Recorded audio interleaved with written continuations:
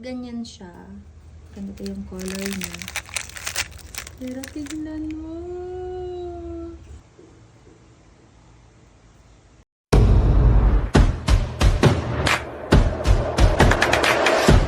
Hello mga sukek! So for today's video, gagawa tayo ng meringue cookies. Actually, this is the very first time na magtatry ako ng meringue cookies. Last day kasi gumawa ako ng leche flan, so marami akong egg whites. So sabi ko, why not gumawa ng meringue cookies? Para na din matry ko kung ano ba talaga or kung paano ba talaga gawin yung mga kinakain natin before nung mga bata pa tayo, nung elementary days, yung mga nakasupot yun, diba? So natatandaan ko, madalas kami bumili nun sa mga tindahan. So ngayon, itatry natin and isi-share ko sa inyo yung recipe ng meringue cookies na ito. So kanina sa ating mixing bowl, naglagay na ako ng egg whites. So ayun po ay 6 na pirasong egg whites.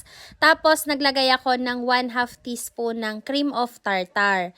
And sinunod ko naman etong ating sugar. So ang sugar ay 1 cup. Pero sa paglalagay ng ating sugar mga sukeks ay kutob-kutob lang or gradually lang yung ating paglalagay. Tapos, wag nating titigilang i-mix habang tayo naglalagay ng sugar. I-beat lang natin to mga sukeks hanggang maging stiff peak. Tapos, naglagay din pala ako dyan ng 1 teaspoon ng vanilla extract. Kaso, hindi ko na pala napakita sa video kasi hindi ko napindot yung video. So, dito sa part na to ay natapos na yung ating pag-mixer and naging stiff peak na nga siya. Hinati ko siya sa 2 kasi maglalagay ako ng food coloring. So, gumamit ako ng Sugar King na green and doon naman sa isa ay color blue. So, minix ko lang ulit siya ng ating hand mixer para even yung pagkaka-distribute ng ating food coloring. Kung may stand mixer kayo mga sukeks, mas maganda kasi mas mabilis yung magagawa yung meringue. And doon naman sa mga wala, pwedeng-pwede naman ang hand mixer. Yun nga lang, medyo matagal yung paghahalo and medyo mangangalay lang kayo ng very light. After nyan mga sukeks, pagkatapos natin ilagay sa ating piping bag, syempre ipapipe na natin dito sa ating baking paper or kung meron kayong silicone mat or yung parchment paper, pwedeng-pwede yan basta hindi dumidikit. Sa piping tip naman mga sukeks, depende sa inyo kung anong gusto nyo. So dito kasi, ginamit ko ay 1M and mamaya naman yung mga dalops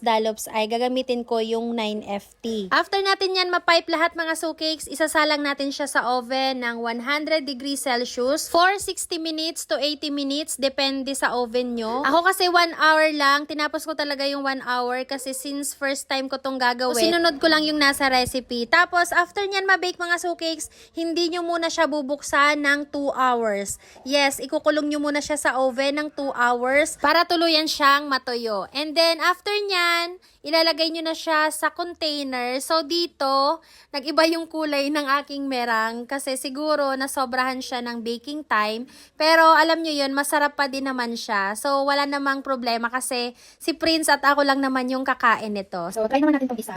So, ayan siya. Ulit natin. Ayan siya. Medyo nasobrahan nga siguro to ng baking time kasi medyo nasunog siya sa loob. So, dapat color green siya, light green. So, medyo sunog nga yung lasa niya, pero masarap. Melts in your mouth. Sarap. Hindi siya masyadong matamis. After natin mailabas sa oven mga sukeks, dapat ay ilalagay natin siya sa isang lalagyan na airtight container para ma-preserve yung kanyang crispiness or yung kanyang pagka-malutong. Kasi kung hindi, kung i-expose nyo lang siya na mahangin or nahahanginan, ay magiging makunat siyang kainin and magiging malamya siya. Ayun lang naman mga sukeks, sana ay matry nyo. So next time siguro nagagawa ako nito, medyo mag-a-adjust ako sa baking time kasi since ang aking pinaka-minimum na init ng aking oven ay 100 degrees Celsius. So, hindi ko na siya pwedeng mababaan ng init. So, ayun, sa baking time na lang ako magbabawas. Ayun lang mga sukeks for today. Thank you so much for watching. Bye!